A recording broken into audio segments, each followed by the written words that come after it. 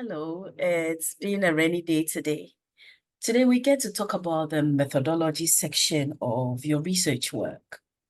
And within the methodology, we want to explore the research paradigm, or what others call philosophical assumptions.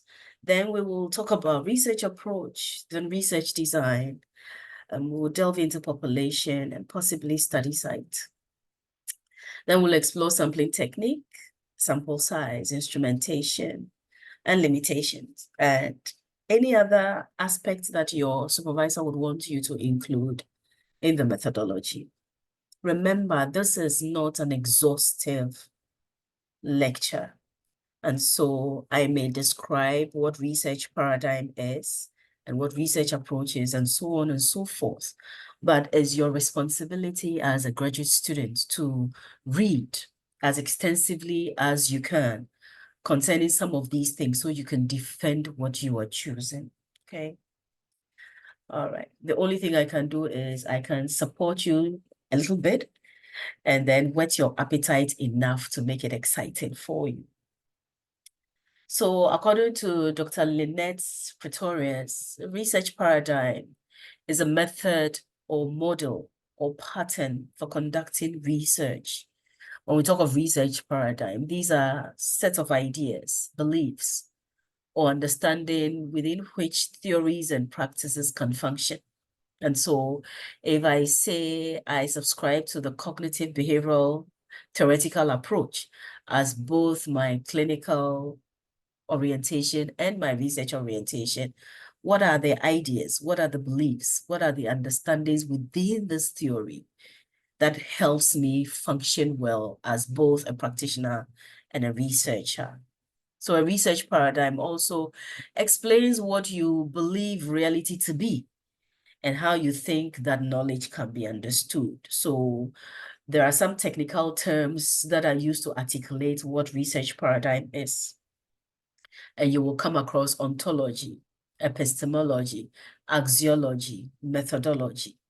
We want to look at what all these mean, okay? So when we talk of ontology, it refers to the nature of reality. That's just the simplest way. So when people see reality as objective, we call that a realist ontology. Another explanation of ontology is a philosophical theory that talks about the nature of reality. So it tells you whether there is a single reality or no reality at all. So a question that you ask when you are thinking of ontology is, what is reality? So you realize at the beginning, I said basically is, what is the nature of reality? But anytime you're thinking of, I'm going to conduct research, how do I understand reality to be? What is reality? You are dabbling within the world of ontology. And when people see ontology or reality as objective, we call them realists. When they see it as subjective, we call it relativist ontology. In other words, when you're doing research, you need to explain whether you think reality is a singular or objective entity waiting to be discovered, or you think that reality is a construct of the individual's experiences and perceptions, okay? And then another technical term we come across is epistemology. That talks about the nature of knowledge or how we come to know something. So it focuses on the validity or the extent or the ways in which we gain knowledge. Another a question you ask in the world of epistemology is, how can we know reality? So the first one, ontology, is what is reality? Then how can we know it is epistemology.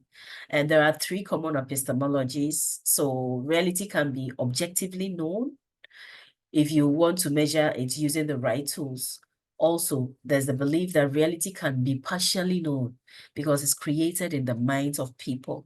And then the third is reality is always changing.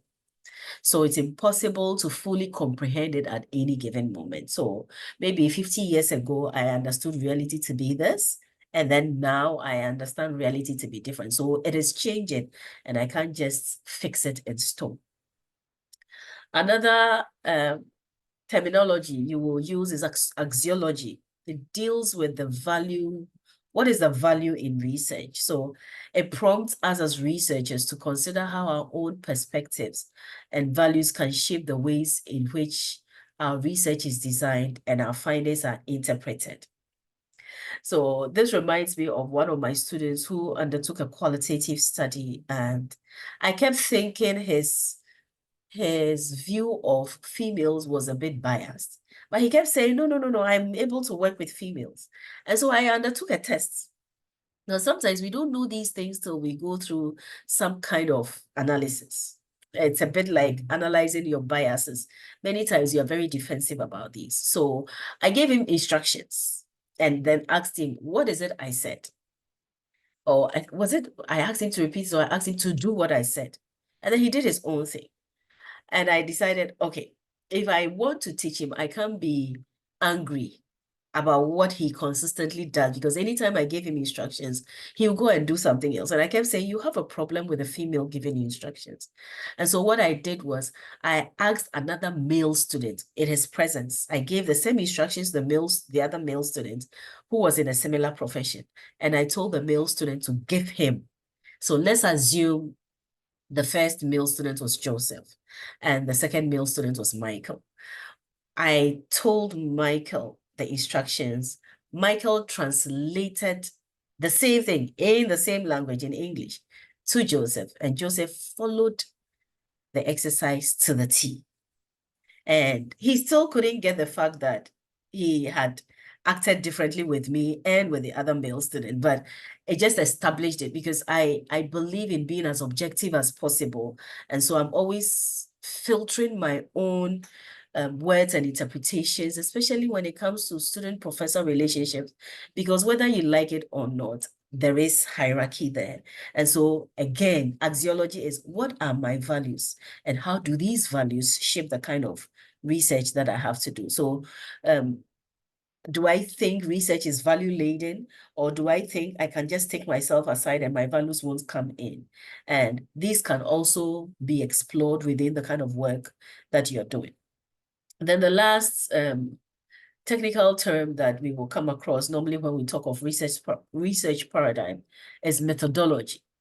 And methodology refers to general concepts that underpin how one explores the social environment, improves the validity of the knowledge gain. So a question you ask is, how do I go about discovering the reality, or how do I go about finding the answer to the research problem? After we've explored that, then we come to research approach. And I want these videos to be as short as possible. So one other thing, when we are talking of paradigm, you will come across positivists, interpretivists, pragmatists, post-positivists. Let me run through what these meanings are, and then we'll talk about the research approach and research design. Okay. So originally, in the early world of research, they used to talk of positivism or interpretivism. And every research project employed one of the research paradigm as guidelines. So it was like there were essentially two. And then as time went on, there were a few additions based on the dialogue or the discourse within the research world. And so when we talk of positivist paradigm, they believe in a single reality that can be measured and understood. As a result, quantitative approaches are used to quantify this reality. Positivism in research is a philosophy related to the concept of real inquiry. So a positivism-based research philosophy employs a rigorous approach to the systematic study of data sources. Then we come to interpretivism or constructivism paradigm. This approach is used in the majority of qualitative research conducted in social sciences, and that's what many of us do.